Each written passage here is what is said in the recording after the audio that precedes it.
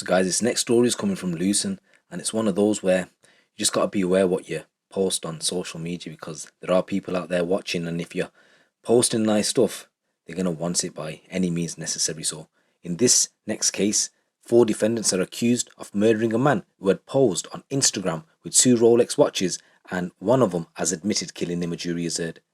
Ikem Affia, who's 31, has pleaded guilty to the manslaughter of Saul Murray, who was found naked in a pool of blood in a communal area outside of his Lucen flat. 33-year-old was described by his family as a loving father, son, brother, uncle and friend, had suffered a fatal stab wound to the leg after he had been drugged with the sedative GHB by 2 women.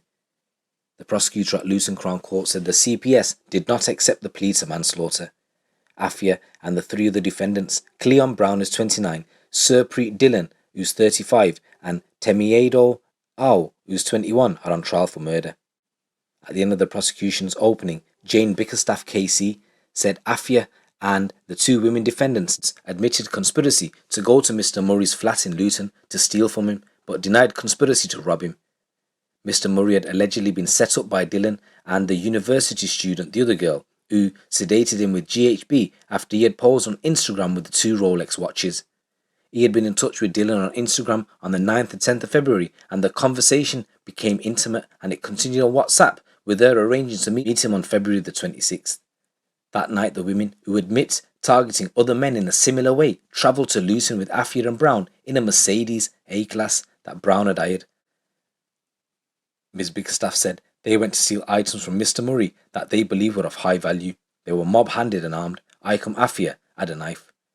They were aware that Saul Murray would be present in his home and could not have expected he would give up his watches and other high-value items he had without any resistance. They agreed to use force and threats, and agreed to use a sedative substance, the GHB, that was given to Mr. Murray to knock him out. The jury was told Mr. Murray met the 2 women outside his flat, and the 2 male defendants went off in the car and used a drive-through McDonald's. Samples taken from the victim's body showing he had drunk alcohol that would have given him only a mild degree of intoxication, and he had also consumed cannabis. The prosecutor said traces of GHB, which has potent sleep-inducing properties, was found. It's only prescribed in limited circumstances and is more usually obtained in the illicit drugs market. The level found in Mr. Murray would support the scenario that he had been administered some time before he died. She said it was the prosecution's case that the 2 women had shared brandy with Mr. Murray and they gave him GHB to knock him out. The prosecutor said the 2 women defendants admit entering the flat with GHB and giving it to him. They admit that they have done this before, setting up men and stealing items from them, including watches, while those men are asleep. Those men were also set up and they were also given GHB. She said at some point there was plainly some degree of sexual activity between the 2 women and Mr. Murray. Swabs from both sides of his face and neck contained DNA from both women. During the 20 minutes the men were inside Mr. Murray's flat, he was fatally injured, Luton Crown Court heard.